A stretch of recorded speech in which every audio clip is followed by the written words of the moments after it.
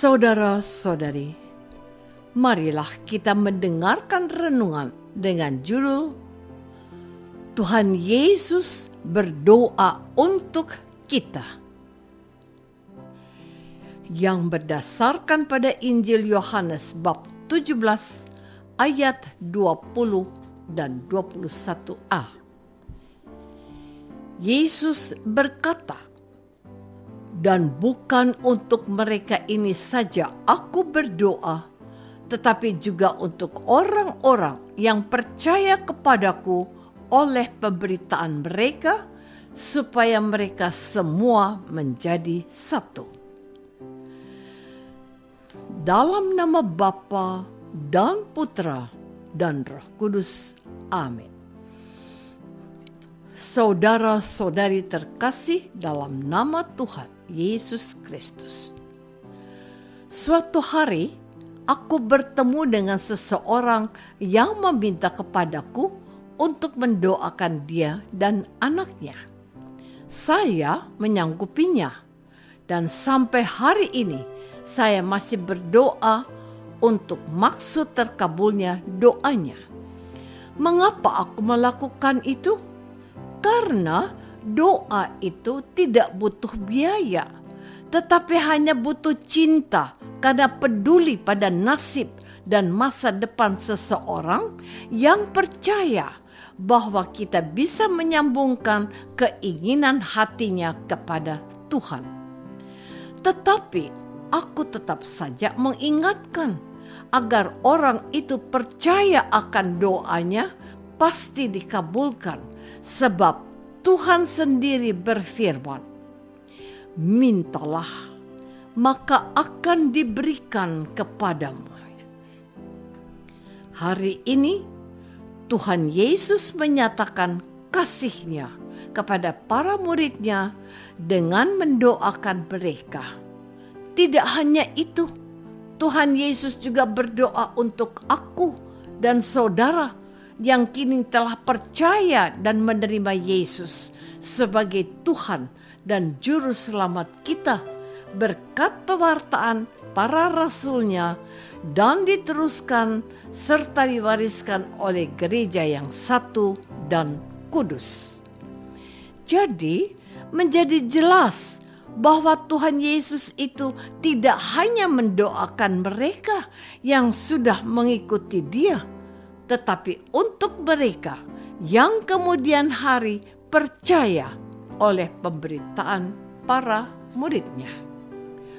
Saudara-saudari terkasih, dalam doanya itu Tuhan Yesus meminta kepada Bapanya agar kita semua menjadi satu kawanan dengan satu gembala. Dasar dari permohonannya itu adalah agar dunia tahu bahwa Engkau yang telah mengutus aku dan bahwa Engkau mengasihi mereka sama seperti Engkau mengasihi aku. Dalam doanya untuk kita ini, Tuhan Yesus mau kita tahu dan menyadari bahwa Bapaknya adalah Allah bagi semua manusia termasuk kita. Bapa itu adalah Allah yang mengasihi semua orang tanpa membeda-bedakan seorang dari yang lain, apalagi mengistimewakan yang seorang dan sebaliknya tidak menghiraukan yang lain. Sebab Bapaknya adalah Allah yang menurunkan hujan bagi semua orang. Ia juga memberikan panas kepada siapapun, kepada orang yang baik dan juga kepada orang yang tidak benar. Bapa menganugerahkan berkat yang sama serta kasih yang melimpah. Tetapi apakah setiap orang yang menerimanya menyambutnya atau sebaliknya menolaknya?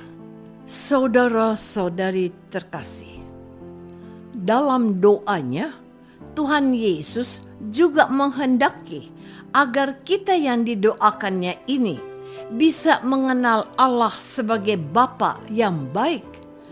Tuhan berdoa, "Ya Bapa yang adil, memang dunia tidak mengenal Engkau, tetapi Aku mengenal Engkau, dan mereka ini tahu bahwa Engkaulah yang telah mengutus Aku, dan Aku telah memberitahukan nama-Mu kepada mereka, dan Aku akan memberitahukannya supaya kasih yang Engkau berikan kepadaku ada dalam mereka, dan Aku di dalam mereka."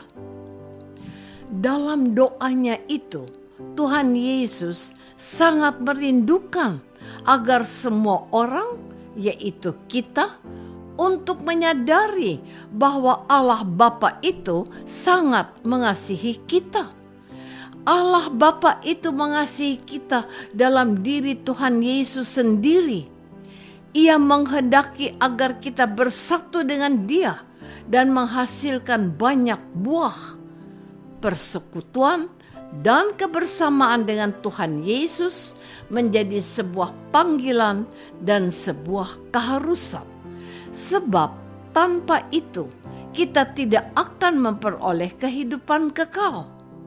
Dalam perumpamaan pokok anggur dijelaskan bahwa carang-carang tidak bisa menghasilkan banyak buah apabila mereka tidak bersatu dengan pokok anggur.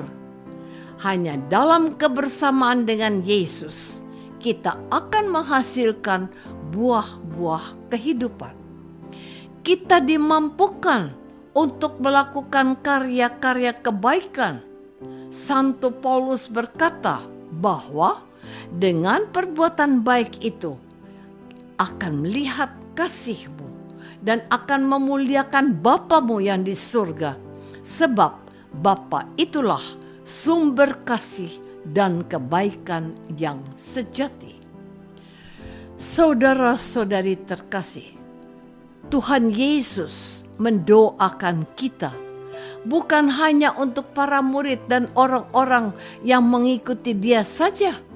Kita ini adalah orang-orang yang percaya berkat pemberitaan atau pewartaan para rasul dan gereja kudus. Kita adalah generasi yang tidak pernah berjumpa dengan Yesus dan tidak pernah melihatnya. Apakah karena itu kita tidak mau percaya?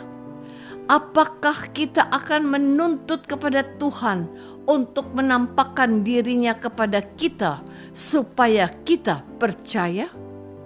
Itulah yang dituntut Thomas, murid Tuhan yang tidak sudi untuk percaya kalau belum melihat dan meraba bekas luka-luka penyalipannya. Kepada Thomas, Tuhan mengabulkan keinginannya. Tetapi kepada kita juga Tuhan akan memenuhi hal yang sama. Kalau Tuhan mau, Tuhan bisa melakukannya. Tetapi sejak saat itu Tuhan menegaskan bahwa Ia sudah berdoa untuk kita yang menjadi percaya oleh pemberitaan Thomas dan kawan-kawannya. Oleh pemberitaan itu, kita percaya, dan inilah kabar baiknya, sabda Tuhan Yesus. Berbahagialah mereka yang tidak melihat namun percaya. Siapakah mereka? Jawabnya, kita. Kita yang sekarang menerima Tuhan Yesus sebagai Sang Juru Selamat. Kita diingatkan kembali betapa Tuhan Yesus itu mengasihi kita. Ia mendoakan kita yang telah mengenal Allah sebagai Bapa. Ia mengajar kita untuk menyebut Allah sebagai Bapa setiap kali kita berdoa, Bapa kami. Apakah aku menyadari akan kasih Yesus yang peduli agar aku diselamatkannya? Marilah kita berdoa. Bapa yang Maha Baik, Sungguh kami merasa berharga di mata Tuhan Yesus. Ia menghendaki agar kami mengenal kasih-Mu dan agar kami diselamatkan berkat kasih-Nya kepada kami yang percaya kepada Dia, Putra-Mu dan Tuhan kami. Amin. Semoga kita semua selalu dinaungi dan dibimbing oleh berkat Allah yang Maha Kuasa. Dalam nama Bapa dan Putra dan Roh Kudus. Amin.